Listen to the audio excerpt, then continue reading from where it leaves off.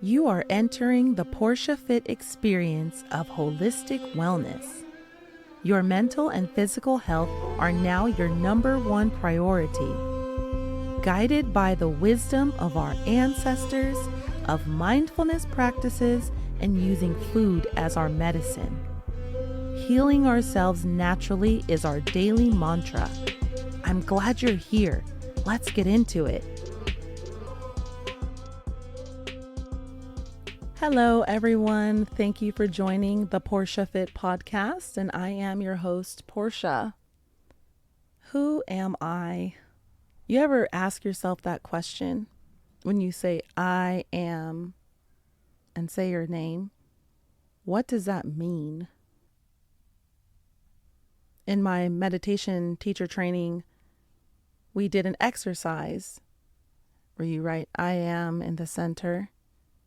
And then you start to write names of things that you feel that you are, ways to describe yourself. And I filled up an entire page. And when I read all of those words, I think about how I always think of myself. I've always seen myself as being strong. If anything, that's the number one thing. I am strong. Poirsha is synonymous with strength.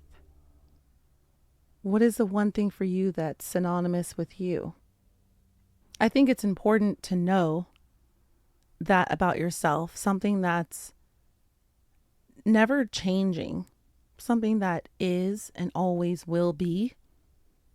And in my case, me seeing myself as strong means that if ever I'm not strong, I will reject that state of being and I will work my hardest to course correct so that I can be strong. Because there was a time in my life where I was not strong. I had a horrible injury at work, and this iron gate collapsed on me. I will get into that story on another podcast episode, but it was a defining moment, and that's what changed my life. And it put me back on this path and prioritizing my health physically and mentally.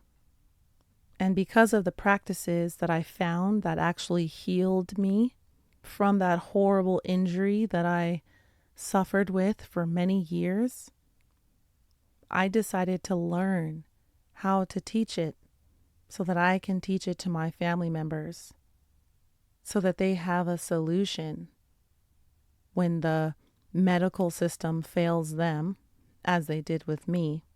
So you don't have to feel helpless because you left your health and the quality of your life in someone else's hands. I'm saying take that back. That you have the power to do it. It's already in you. You just have to tap into it. So how do we tap into our own healing energy? Well, that's the work that I do. It's what I teach. I teach yoga, Pilates, meditation, and Ayurveda. Some of you have never heard of Ayurveda. Others of you know a little bit about it. And other groups, you know a lot about it. For those of you who are not familiar with Ayurveda, it is the holistic healing science. Its little translation is the science of life. And it is a practice that is practiced in India. I'll get more into the details of the practices a little bit later. I'll go through all of my certifications.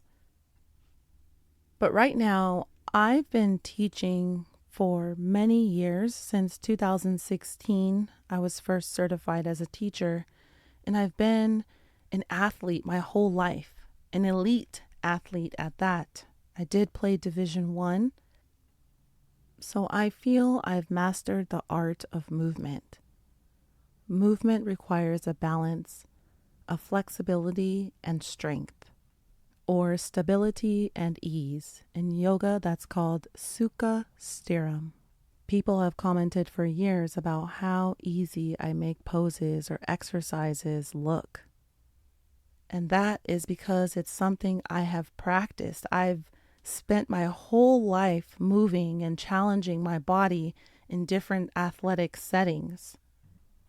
I used to dance, be in gymnastics. I was a sprinter. Then for a majority of my life, I played soccer. I played sweeper for many years. And once I got to high school and varsity, they transitioned me to forward. So I played club forward, and then college I played forward. I was a dominant athlete my entire life. It's all I knew. So it seems that it's natural for me to be a teacher, to teach people how to move in a yoga practice and how to move in a Pilates practice, because these practices require you to be strong and to be flexible and athletic and agile, to have balance. Believe it or not, people don't have good balance.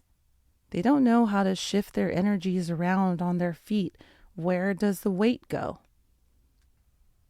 And also the practices of the mind.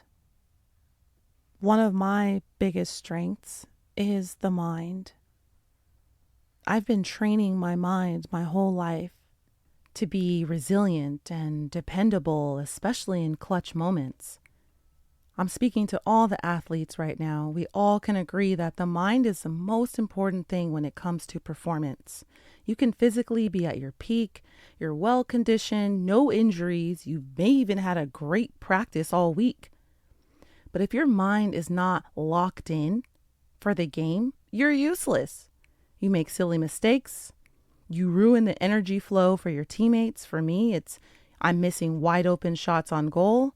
I'm losing possession of the ball right in the box. I'm mistiming my runs. And this is all not a physical problem. I'm not lacking conditioning. I'm healthy. So what's the problem? It's the mind. You lost faith in winning. You lost confidence in yourself. And you just don't feel like you're that it person anymore. And the yelling coaches, they really try and help you to snap back in, but yelling isn't always a solution. My personal growth since 2016, my evolution has been how to transition out of this really hard, tough, overly competitive, mega fiery energy and move into something that's softer, more gentle, more loving. A practice that is more nurturing. That's been my work. My desire for this change of pace in my life has led me to teaching. And what I love most about being a teacher of all these things is you really have to walk the walk before you can talk the talk.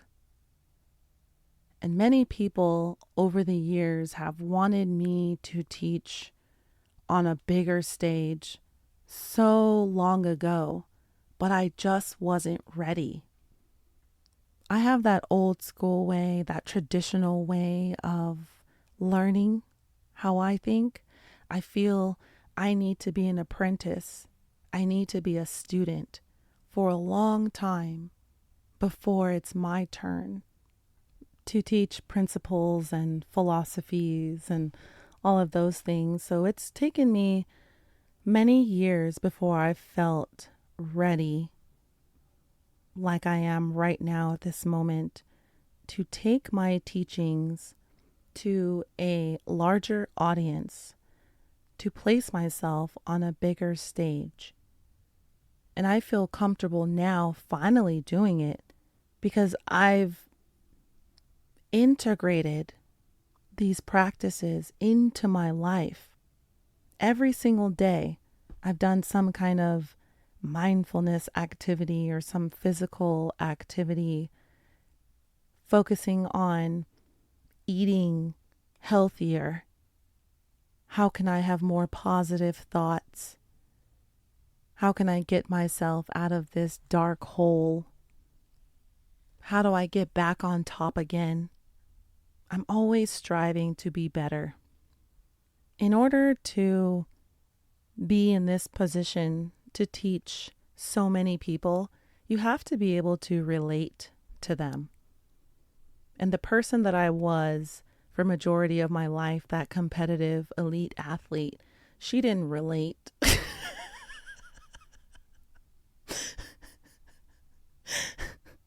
According to her, everyone was soft. They were talking about feelings and emotions. I didn't have a concept of that. I shut it out. I froze that part of myself. Emotions don't get you wins. How you feel about a situation is not going to get you to score more goals. It's not going to change the score of the game. What does change the score of the game is you getting your head in the game and actually producing. Produce some goals. Execute. Doesn't matter how you feel. Oh, you're tired. So what? It doesn't matter. Remember The Rock? It doesn't matter what your name is. We used to watch WWE back in the day.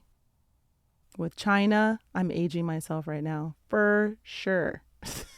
What was that guy with the towel? Ooh, I forgot his name. Hello, ladies.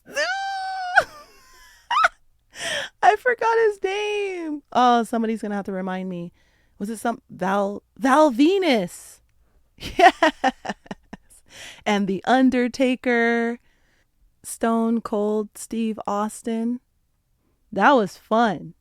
I used to watch wrestling too.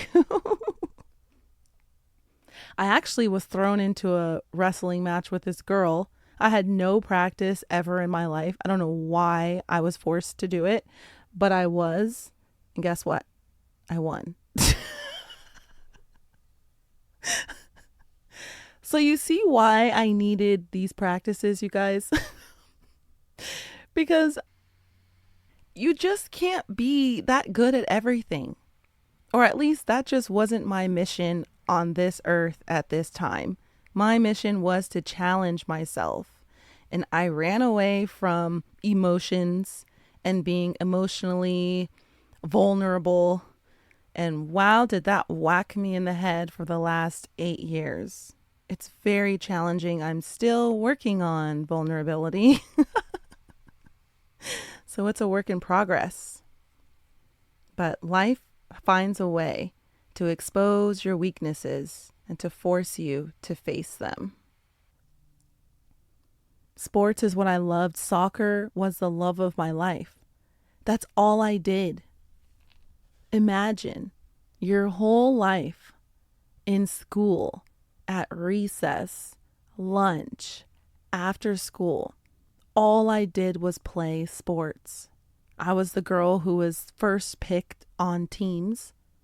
I always played with the guys. Kickball, tetherball, handball. I just remember playing all of these things. Flag football. I think I was in middle school. I was the only girl on the flag football team. And I remember one game, all of my dads came. My dad, my stepdad, and my goddad all showed up to watch me play. How fun. Probably torture for them, but I still remember that. So you can imagine, once I stopped playing the sport, what did I do next? I jumped myself into careers that were performance-based, that were sales-driven. People ask me now, how are you so good in your sales? How do you get so many clients? Well, I mean, one of those things is, look at me. Come on. This body sells itself. You want to be strong? You want to be strong like me? You want to be flexible like me? You want to have this attractive energy and aura about you? Then you got to do what I do. You got to do the mindfulness practice. You have to do the work that's in the dark. You do your shadow work. You do the work, and then people will see you. And I mean, they will see you, the real you, the being that you really are, not the facade. That was serious, but we'll definitely get more into that way later deep in these episodes. I'm going to catch you up on a few fun events right now, and then we'll get into your own mindful practice. Currently, we are in a 90-day challenge. As of October 3rd, it is 90 days until the end of the year. And I wanted to do something that was going to challenge me, something that I have been less disciplined in, and that has been in my showing up for my fitness practice. I work out while I teach group fitness classes, but I don't work out outside of that. So I wanted to change that. So I decided to really push myself. And I've committed to doing kettlebell and jump rope every single day for 90 days until the end of the year. It's scary, but it's exciting. And I've already have some days under my belt, so woohoo to me. And I've got some other people who are in to do what they want to do to move the needle in their life forward. So that's exciting. Maybe you'll jump in at the 60th day, or maybe you want to do something for 30 days. Who knows? But that's what I'm doing. If you want to be a part of it, just reach out. I'm not charging for it at all because I'm not going that in depth with the coaching.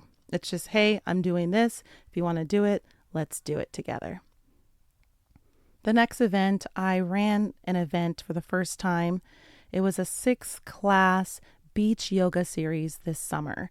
So every Saturday we met. The first class was at 6:30. Then the other ones became 7:30. We started out class with a mindfulness walk. We walked along the beach. Mindfulness walk means no talking, when you just take in all of the senses. What do you smell? What do you see? What do you hear? What do you even taste? What are your thoughts?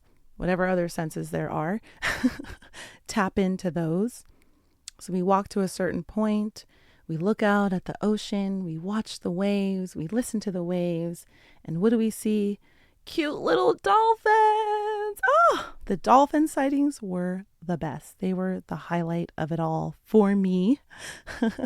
Dolphin are my favorite ocean animals. After that, we'd walk back and do our yoga practice. The yoga class was more of a yoga flow. The theme was hips and hamstrings, how to strengthen and loosen them. And I would say everyone had so much success. Many people who couldn't do arm balances or couldn't balance like in tree pose well, by the end of the 6 classes, they definitely had progressed. And I still get requests to this day to bring back the beach yoga. It was really special. And you wouldn't even believe it, but going to the beach that early in the morning, believe it or not, there are other people there who seem like that's what they do every single Saturday. So get yourselves up, take yourselves to the beach, and see about doing some movement practice, even if it isn't yoga. I created and ran my first retreat ever this summer. That was really fun. It was 3 days. We took everyone to Big Bear. We stayed in the house together. It was plant-based because I am plant-based. And it was a mindfully fit retreat. So how to do mindful practices and how to carry these practices into your daily lives back at home. So we're all back at home now, and everyone's working on their mindful practice and actually doing it every single day. There are some challenges, but we're talking about it and encouraging one another to keep the path and to keep it going. I'm planning the next retreat to be sometime in April and May. hopefully.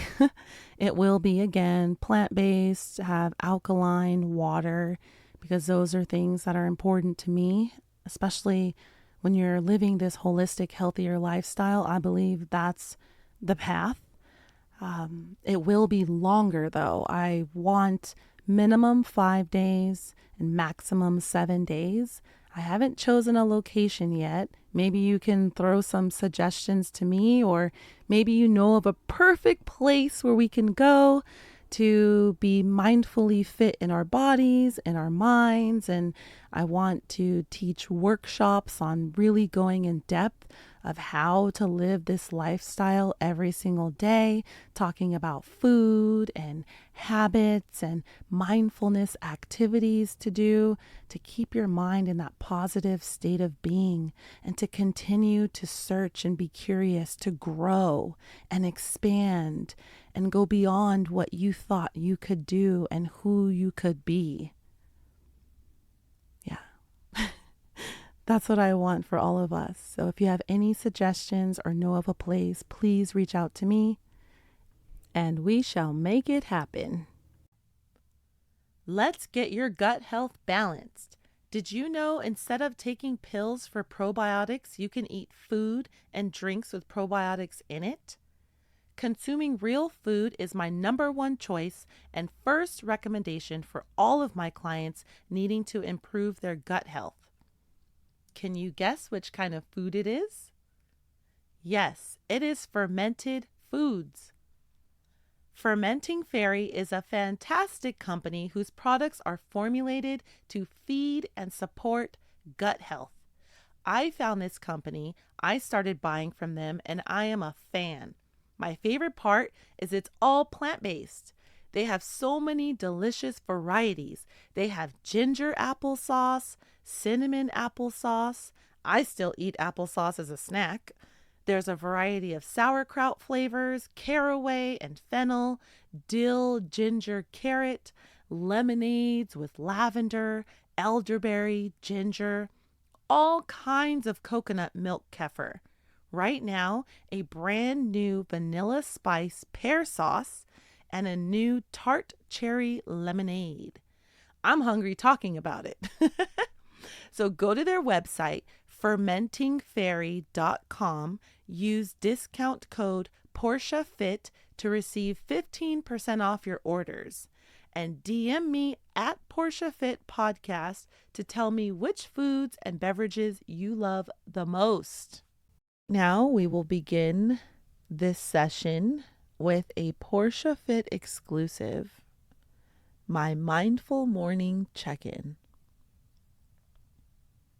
Wherever you are right now at this moment, we will take 3 breaths together. Inhale and exhale. In, out. One more in. Exhale.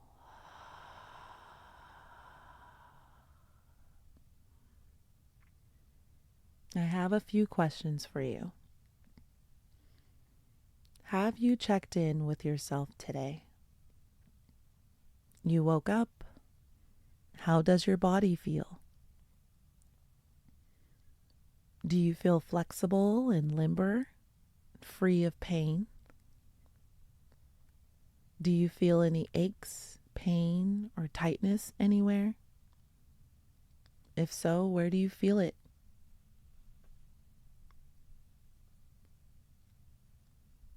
Did you do some warm-up movements to address those aches and pains and stiffness? If you did not, why didn't you? Do you still have time to do it?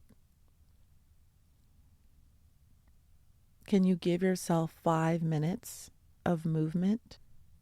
How did you sleep? Do you feel well rested? If you had the choice, would you go back to sleep? How much more sleep do you think you would need to feel ready to start your day?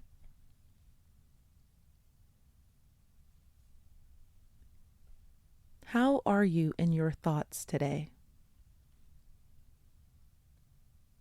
Did you wake up with thoughts just flooding in?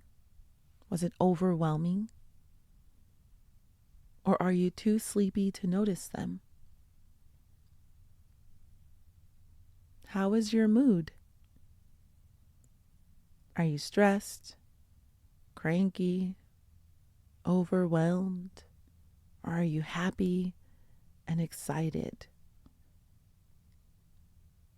Is there anything that you are looking forward to today? What positive thoughts have you had so far? What is one positive thing you can think of right now? Say it out loud. I'll share one with you. I woke up feeling excited to record this podcast today. Podcasting makes me smile. All right, well, I hope you said it out loud. I hope that you can carry on this positivity with you throughout your day. And in yoga, we talk about intention setting. It's nice to start the yoga practice with an intention. And yoga is not just a practice that's on the mat. When you really dive deep into the philosophy, the yoga practice teaches you how to recalibrate and balance yourself for life, how to act in everyday life. That's the yoga. But right now, is there a word that you would like to keep with you and carry with you in your day to just remind you of the feeling that you wanted to feel? My word for today, my intention is excitement. So no matter what happens, I want to remind myself to feel excited, because why not? There's so much negativity around us, and especially social media. No matter what post you see, you go into the comments and there's always negativity. So being negative and having those pessimistic thoughts and views, that's already out there. It abounds. It's plentiful out there. So why not be the difference maker? Why not be the change?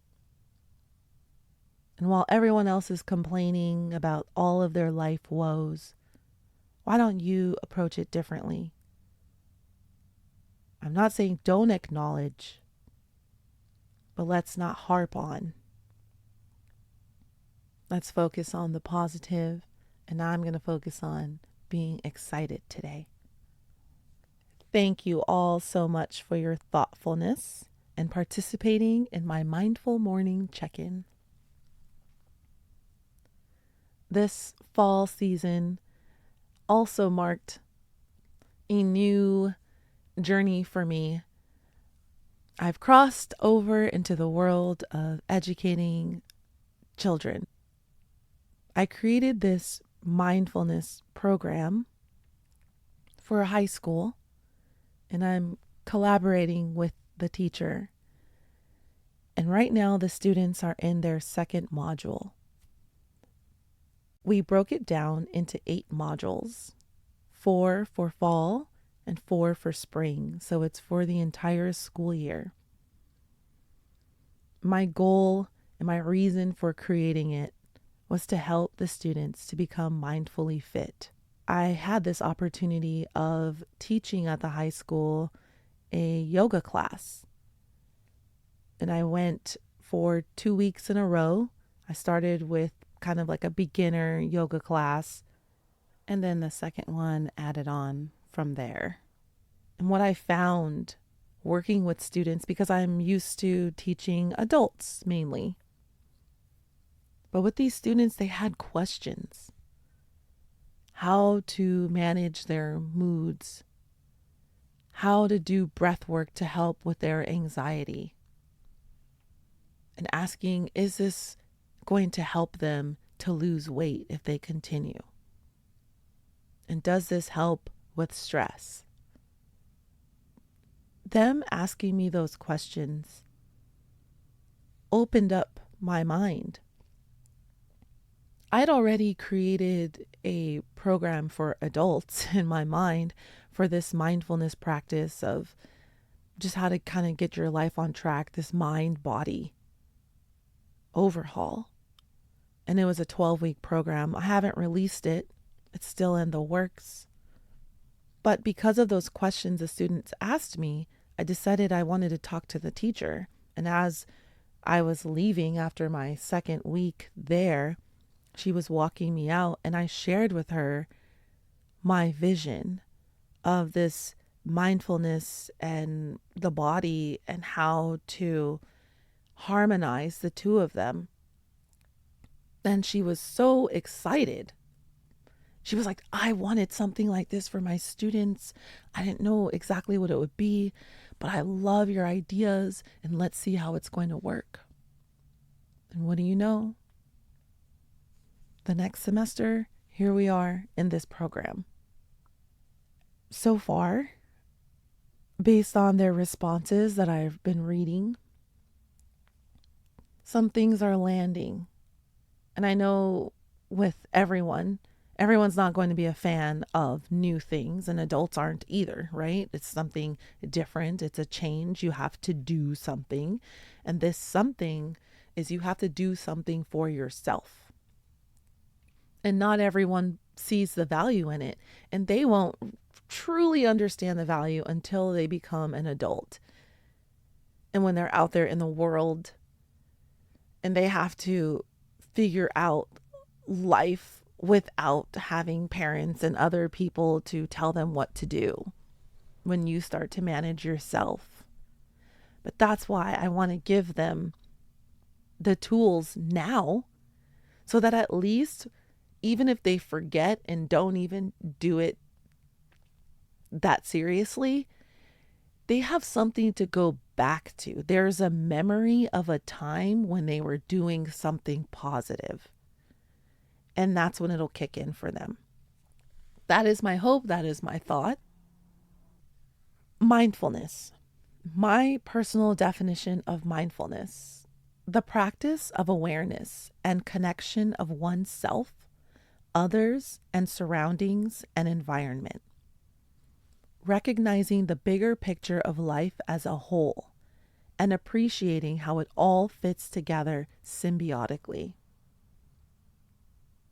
Or, my shorter version, mindfulness is the practice of peacefulness.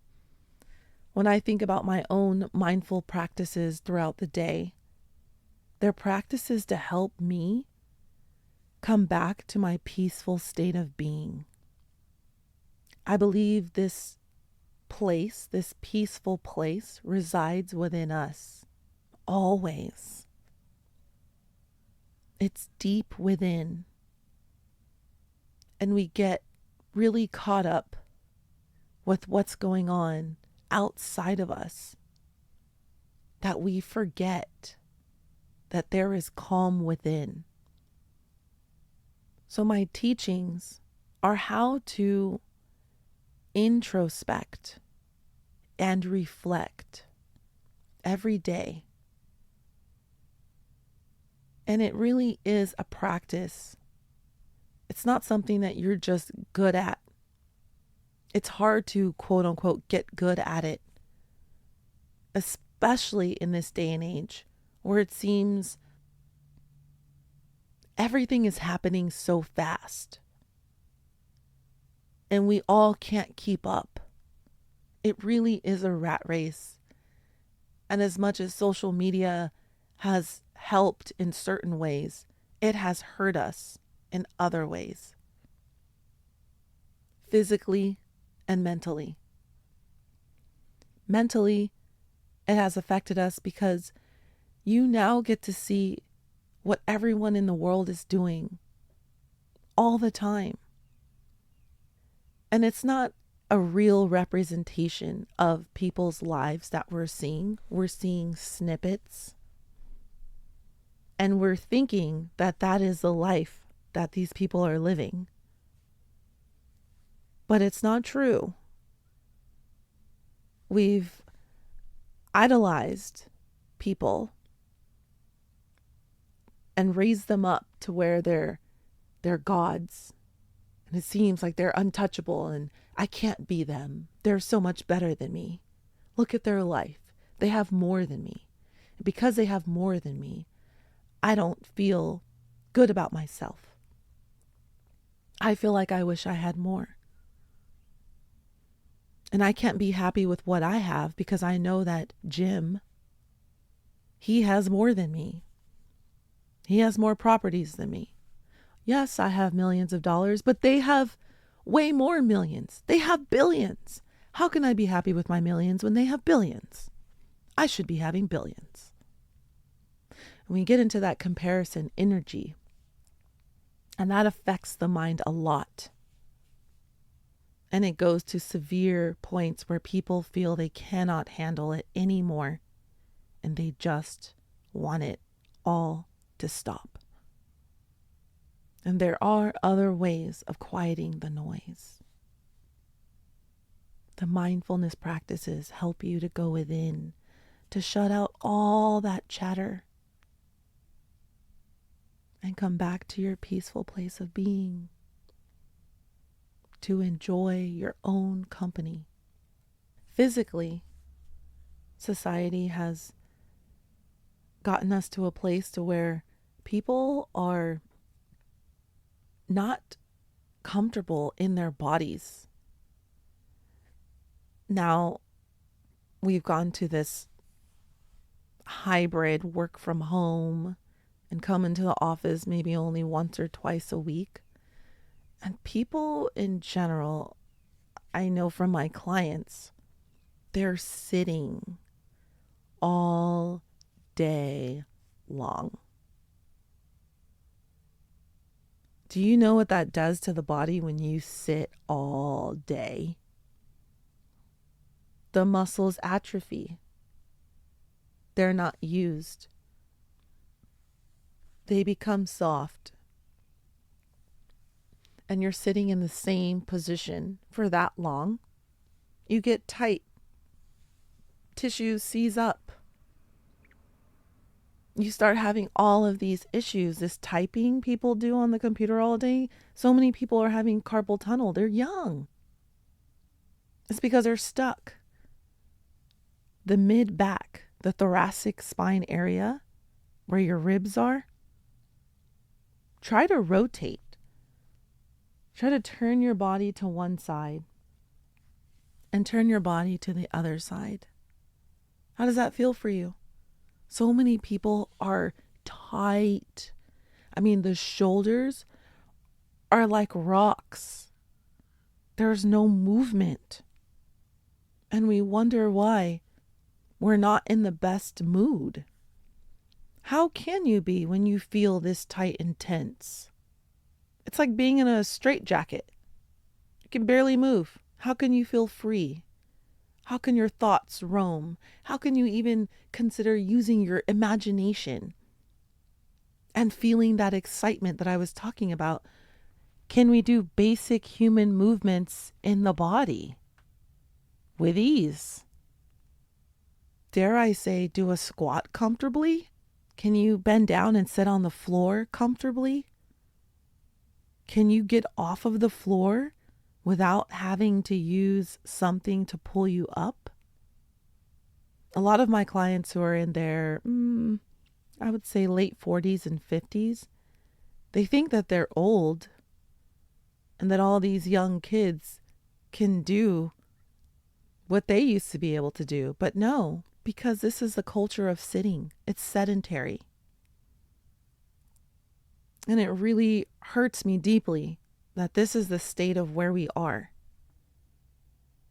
And I'm saying, we must rebel.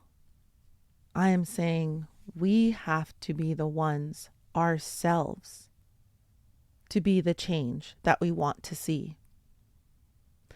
So, for example, if you sit at a desk all day, create an ergonomically correct workstation. Have a balance of standing and sitting. I had a client who was very pregnant. She had this desk chair set up where you can sit kneeling or cross-legged and all these other kinds of ways that I can't remember. But she was so flexible and strong, and I was just in awe of her. And she said she was always moving, standing up, stretching, and she really experienced minimal pain, if any, that I ever remembered training her weekly. So it's possible to find a better solution for yourselves. Taking time in the middle of your day to actually go walk. Going to walk at lunch. I remember my mom used to do that all the time. Even when she saw her clients, she would walk with them. But then when we stopped meeting in person, now it's over Zoom, how are you going to walk? We need to have hard stops. It's your lunchtime. It's your lunch break. This is your time that I don't think you're getting paid for. I don't know your business. But that's you time. So why don't you use your you time for yourself, to nurture yourself, to give yourself what your body and your mind needs, which is a break. Not this multitasking, answering phone calls, checking emails, and scarfing your food down on your quote unquote lunch break. How about you actually take a break and you walk around, you stretch a little bit. Look outside, go outside, get some sun, get some fresh air. All of these little tiny things help tremendously. It's your own compound interest. The little things that you do every single day add up. And all of a sudden, you have a new body. You have a new mindset. You feel refreshed. You feel young again because you're more flexible. Then we'll have to work on the strength work. Come see me about that. And get stronger with some resistance training. So I am hopeful for my students. I have a plan for them. And I feel like the plan I have for them is a plan that can be carried on with the adults. So I have my mindful program with the high school. This is our pilot program. I'll see how it goes. I want to get through this first year and see where I can make some tweaks and changes and get feedback from the students and the teacher. And then I want to digitalize it and start pitching the schools for this program, because it really can be a life-changing, impactful experience, even if it's just one thing that the students start to incorporate into their lives. And then I'll get back to my program for the adults. I know you all need it too. I would love to pre-record the lessons and digitalize the program so all the school districts have easy access at any time. So if anyone can help me do this, it would be my dream. So please message me on Instagram at Poirsha Fit Podcast. I teach different practices, as I've quickly mentioned, but I wanted to go over my certifications just a little bit, just so you all know what I'm working with and who you are listening to and why you should continue to listen, because there's value. I add value, hopefully, and hopefully a little bit of entertainment. My first certification was in 2016. I am a certified 500-hour yoga instructor. I teach heating yoga classes, the vinyasa flow. That's the one that's more common. You've seen kind of links one exercise to the next in a pretty quick fashion. Another type is Hatha. Hatha yoga is you're pretty much in poses, but they're not necessarily flowy. It's just one pose and the next pose. It doesn't have to connect in this creative, artistic way. And you kind of hold the poses a little bit longer. How long? Well, it depends on the teacher. We're not good at counting, us yoga and Pilates teachers. We just go on how we feel. So good luck. And then a couple of grounding classes that I teach, this calm classes are, one is restorative. That's where you're in a resting position with lots of props. Props would be blankets, blocks, and oh, my favorite, bolsters. Bolster is like a big pillow, but kind of harder, like a cushion. And you get to lay on them, you get to hug them in certain positions and just really relax and surrender. And that's it. That's how the class goes. Next is Yin yoga class. That one is more of a stretchy class. So you hold stretch, so static stretch pose, and you're propped up on blocks and you're holding for about 2 to 5 minutes. Ideally, it's 5 minutes on each side.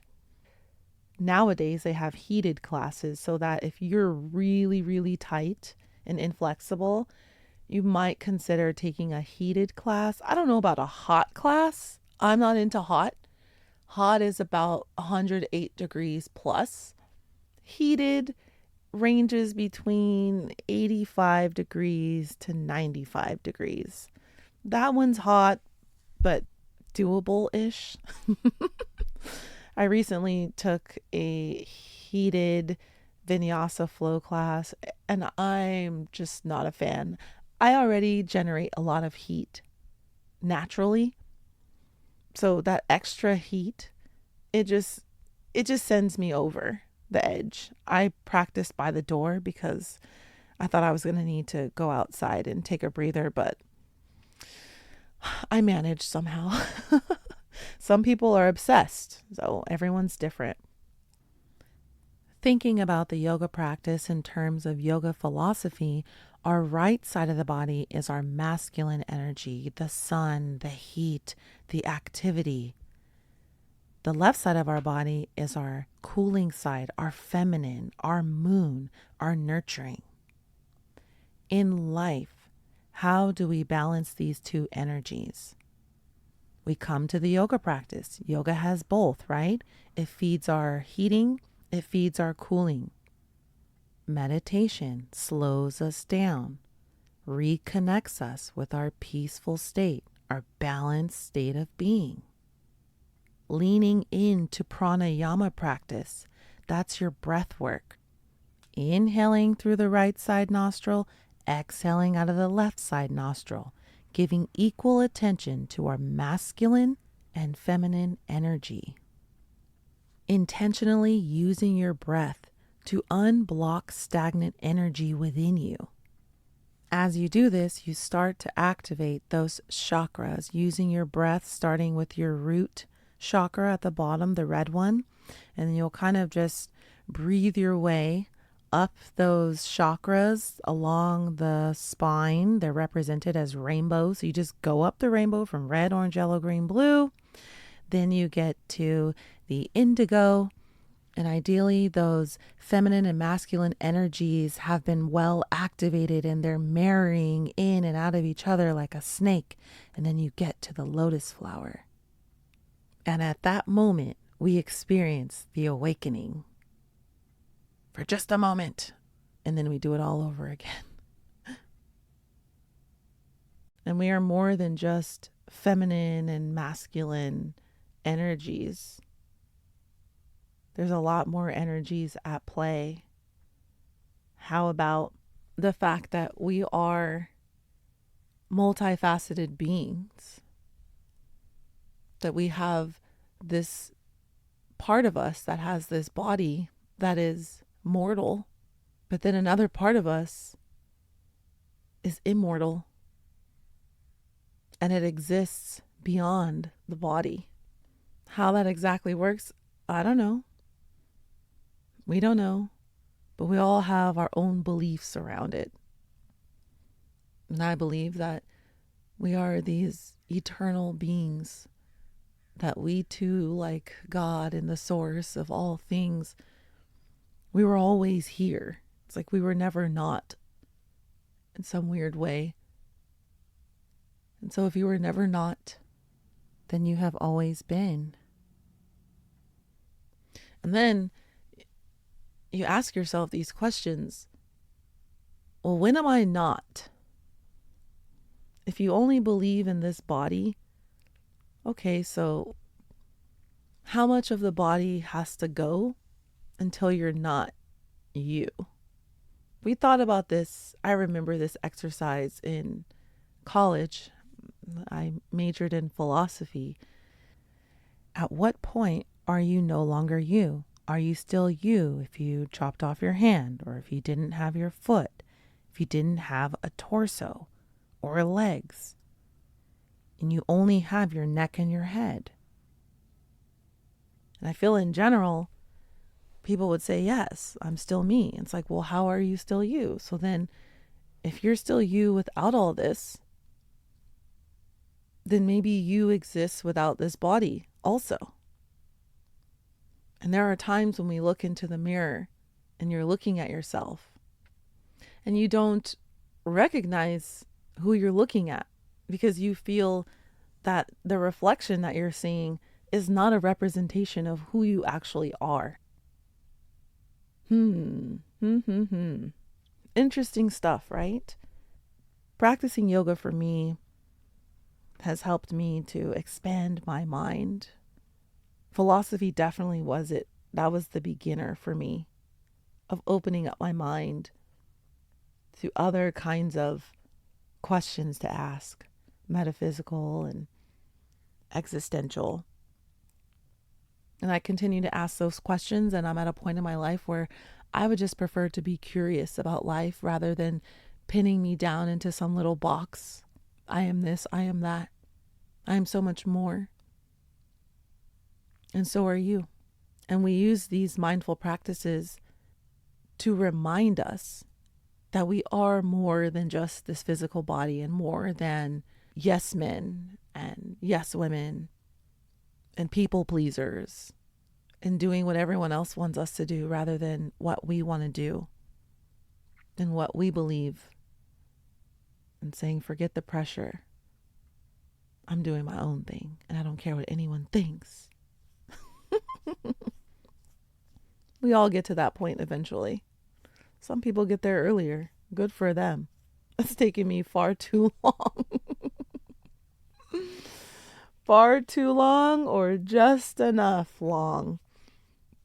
I don't know. Next, yoga tune-up is what I teach. It's with the rubber therapy balls. They're specifically for myofascial release. So people, again, like I said, if you're tight, I have a client just last night. She trained with me on Sunday and she texted me that her side abs hurt. I was like, oh, great. Finally, your obliques are waking up. Like, I'm glad. But they were really tight, and so we needed to stretch them out for her. So she did a side stretch and was in so much pain that I had her stop doing that and to start with those balls. So I had the ball, her standing up and putting the ball on the side of the waist and the back and just rolling gently, very gently. And then she got back into that stretch position and it felt way less painful. So that's what the balls do. They really help you to release tension of the muscle tissues. My next certification is meditation. I'm a 200-hour guided meditation teacher. I guide people through my words into a magical journey of images and hopefully feelings and emotions. I also teach people how to meditate. Those are consultations that I do on Zoom. In my experience so far, it takes 9 sessions of meeting one time a week for an hour, 60 to 75 minutes, for people to start to feel comfortable meditating on their own. And by the 12th session, they're definitely comfortable meditating on their own, and they're using that time to be more consistent in their practice. After the first 12 weeks of meeting together once a week, that's when they feel most comfortable with checking in with me. You can just check in after that, either once every couple months, just to see how your meditations are going and talk to me about what challenges you're having and how we can help you continue your meditation practice. Because it takes time. Like I said earlier, everything is practice. How to get good at something, how to be consistent with your meditation. You just have to keep showing up for yourself, even when you don't want to. Ooh, that sounds like discipline. And I am the person who definitely needs to be in this work, because discipline for me, that's my last name. Poirsha Angeline Discipline. I'm extremely disciplined. And that is one of my many superpowers for sure. Next, I'm a 450-hour classically trained Pilates teacher. It's called comprehensive teacher because I am certified to teach on the mat and also in the Pilates studio on the reformer, the Cadillac, the towers, the chairs, the barrels, and the pedal pull. That's a lot of pieces of equipment. A lot of you are like, I don't know what that is, but now you know. Yes, there's more to Pilates than just a reformer. People are obsessed with Pilates these days, and I'm here for it. Cool, I'm glad people are excited about it. But then we get these narrow mindedness where you think Pilates means a reformer. There's so much more to Pilates than just that. And also, there's so much more to Pilates than just abs. It's not just abs. You're focused on your core muscles. Your core does not just mean your abs. And even when people are thinking about your abs, we're actually considering all 4 layers of your abdominals. So not just the 6-pack. Just like my client said earlier with the side abs, the abs that help you to rotate. Well, how do you even access those muscles? That's what we teach. And we teach how to fire the muscles that are necessary to achieve movements. And guess what that means? You need to be strong. You need to have strength and intelligence and awareness of all of the muscles and movements in your body. I have a client, she laughs because she'll say, I didn't know it was toe day. I didn't know I had been skipping toe day. Yes, there is something called having toe strength. Your toes, a lot of people's toes are frozen. You can barely pull your toes back without using your hands. And you can barely point your toes. And can you even move your feet? Can you flex your whole foot? Can you point the foot? How does it feel when you move your ankles around? Can you balance on your feet? So if you stand up right now, can you lift your heels up off of the floor and still stay balanced and tall? And we do a whole footwork series standing up like that, lifting the heels, lowering the heels, lift the heels up, keep your heels lifted up as you bend your knees and stand back up with the heels staying up. Yeah, that's functional movement. So that's what we're teaching in the Pilates studio. And ideally, that's what they're teaching you in mat classes. Functional movement is teaching somebody how to move properly in their daily life. So does this movement serve me? Will it help enhance my movements outside of our training sessions? The answer is yes. How do you do that? Using the practice of Pilates. And how do you do that? Using the practice of yoga. You need athleticism. You just do. Especially with all this sitting. You've got to do extra things nowadays that people didn't have to do before. We were more active back then. So my suggestion, of course, is my number 1 and 2 practices is yoga and Pilates. I think yoga should be the first practice to start because it's without any weights. It's just your body weight. So learning how to connect with your body, connect with your breathing, learn alignment. Then you start doing the mat Pilates practice where you start incorporating light weights and some balls and the magic circle for resistance training. Then you train with me in the Pilates studio to do resistance training. I'll train all those tiny muscles that you forgot about. And then you work with a personal trainer. They train you how to throw around heavy weight. And we all work as a team. And together we all will build you a strong, resilient, rock-hard body. The last and definitely not the least of my teaching certifications is I am a certified Ayurvedic wellness counselor. That was 625 hours. I'm pretty sure it was 625 or 675 hours to complete. And it took me years to do that certification. And I'm currently enrolled in the Ayurvedic practitioner program. So that's the next level. And this program alone is 900 hours.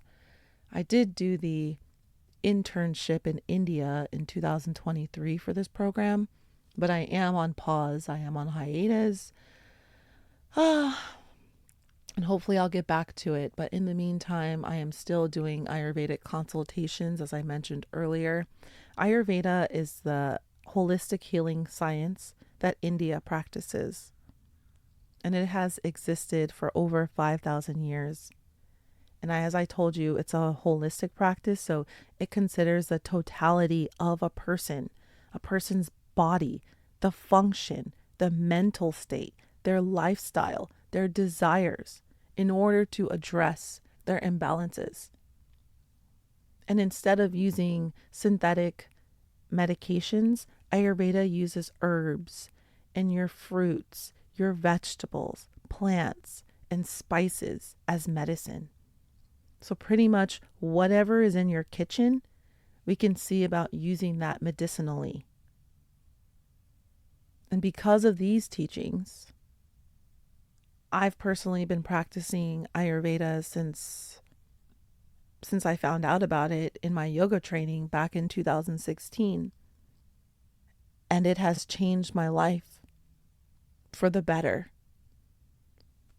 I will get into all the things that I gave up in my life, all of these habits that I had, that I stopped, and what I started doing instead. I'm a whole different person. I have a whole new body, a whole new mind and mindset. And this is a life that I hope to share with all of you. And hopefully you can see yourself maybe where I am now. Maybe it's where you're looking to be.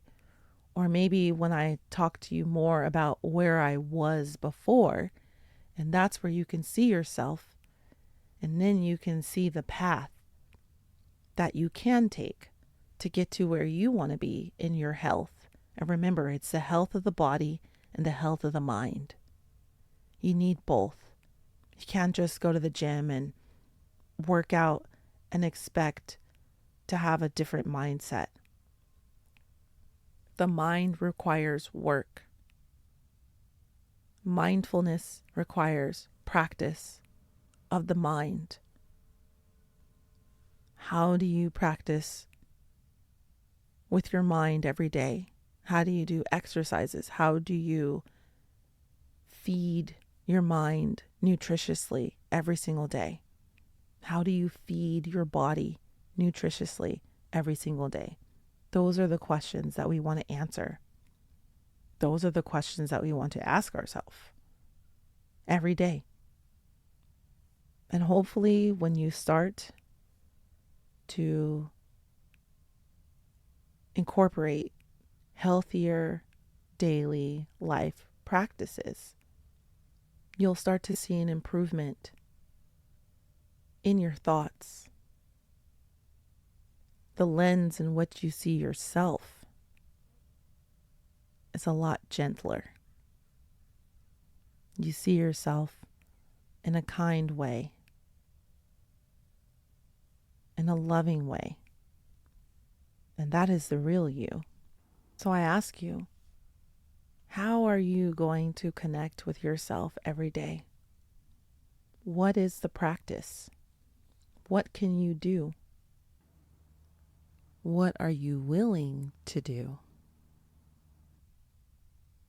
Sit with yourself. Set a timer for 5 minutes. Undisturbed time.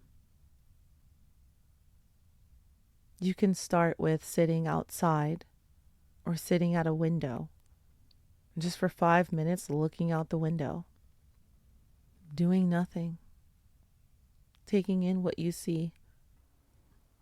No judgment, and practicing this practice of nothingness, the practice of doing nothing. Maybe you can progress to sitting with your eyes closed. And no matter what thoughts that happen, no matter what's going on around you, you can sit with your eyes closed with yourself. I feel I need to say this, but make sure you're in a safe place and it's appropriate to check out. Definitely not doing this in the car, and not doing it if you're watching your children. Like, you should be watching your kids and all those things. This should be done by yourself when no one else is around. And you can take those 5 minutes of time in a safe way. It's just a start. And I'll be here every week to assist you along your mindfulness journey of becoming more mindfully fit, right? The body and the mind. Fit bodies, fit minds. We need to work them both. We'll end this session. Please visit Instagram, Facebook at Poirsha Fit Podcast. Check out the link in my bio to book a session with me if you'd like to do that. But more importantly, I would like for you to continue to take in my teachings. And I will be posting in between the podcasts. I have a lot of series that I want to release: affirmations, meditations, and relaxations. So each podcast will be released every Monday, and throughout the week I'll release those other ones, so you have something cool to listen to and to start using those to be a part of your mindfulness practice for the day. That is the goal. Wherever you are, sit up taller, lengthen out, and we'll take 3 closing breaths together. Inhale through the nose. Let it out. Inhale. Exhale. Last one in.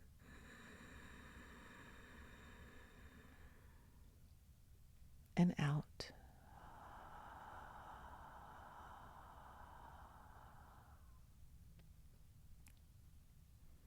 I'm bringing my hands to heart center.